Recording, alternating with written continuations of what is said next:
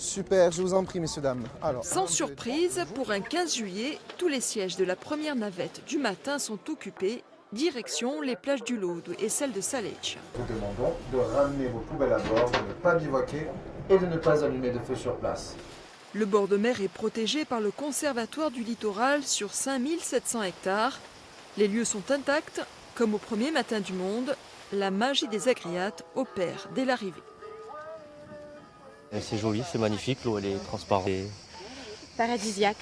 Tous les éléments sont réunis pour faire du Laude un lieu d'exception avec en prime quelques ruminants assez photogéniques. Parmi les touristes, il y a les nouveaux venus et puis les inconditionnels.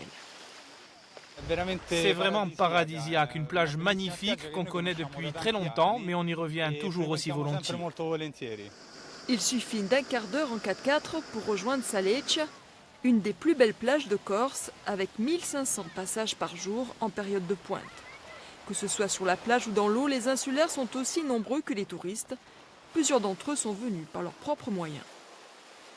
L'eau est claire, bleue, c'est un endroit fantastique, on ne peut pas ne pas venir ici si on a un bateau.